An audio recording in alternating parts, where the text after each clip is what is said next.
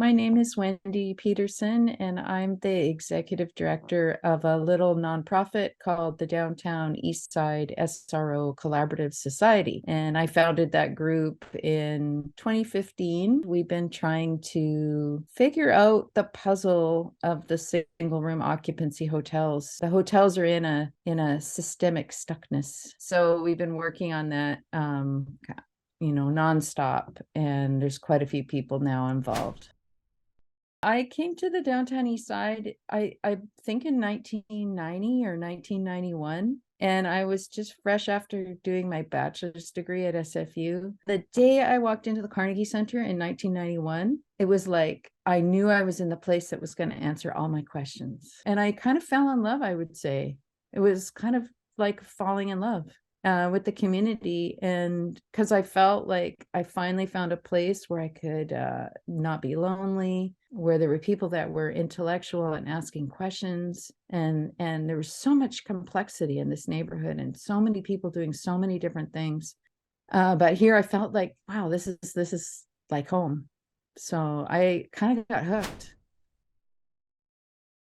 Basically, what we're trying to do is create an opportunity for tenants to self-govern themselves in their hotels. That's the goal. Better habitability, better affordability, which is really hard to do, to get those two things at the same time. Good living conditions and cheap rent. Better safety, sense of belonging, sense of community, health, better health.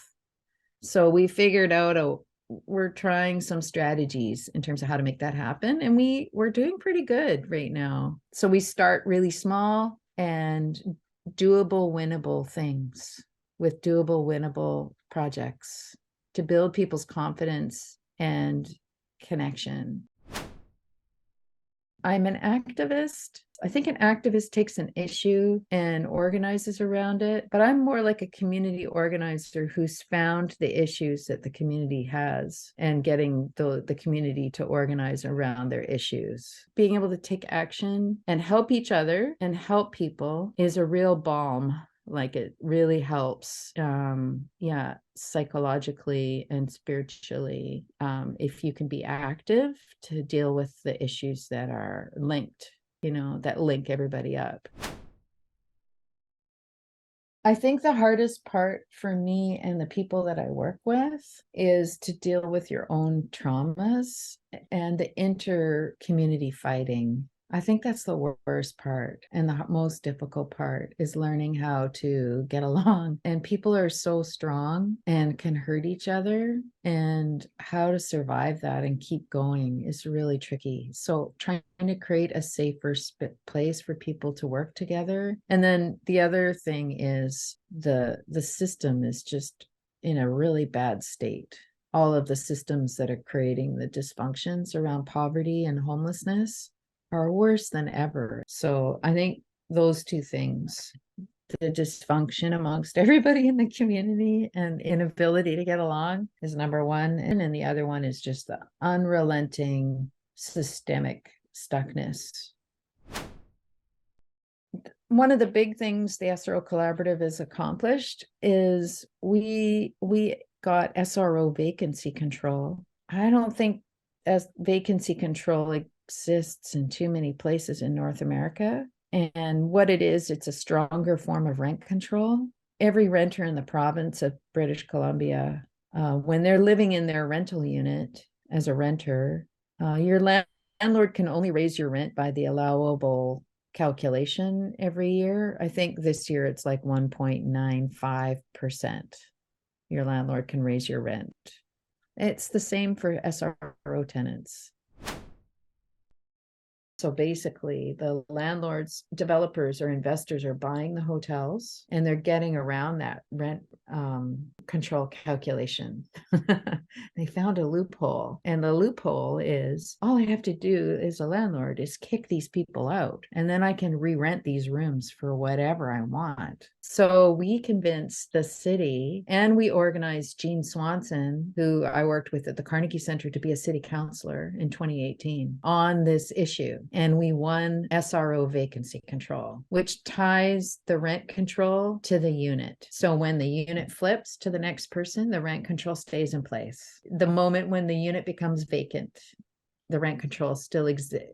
The city can control the rent when it's a vacant unit, basically. That we won SRO vacancy control, and then it is the best mechanism because the tenants don't even have to complain. They don't even have to engage. The city, it's just the city and the landlord. The city's like, landlords, give us all your rent data. So this rent, or if you don't give us your rent data, we're going to penalize you like $10,000 per unit per day, whatever it is. It's something really extraordinary. So landlords have to give the rent data, and then the city tests the rent data to make sure once in a while that what people are paying is actually what the landlord's declaring. So simple, so great. Like everybody could just take a sigh of relief, and it's like plugging out the hole in the Titanic. The only problem was 2 months later, the landlord shot it down in court, in Supreme Court. And so the city had to destroy all the rent data, and the landlords are quickly turning over their units right now because it's in court now. So it's kind of a bit of a mess. So when we win some things, and then sometimes the things we fight for make things worse. It's terrible. But overall, it will be a good thing, and we will likely win at the appeal court of BC. So it's going to the appeal court in the next month or two. The SRO Collaborative is now an intervener in that case, which is great. So it's basically the city of Vancouver versus two different landlords versus the SRO Collaborative.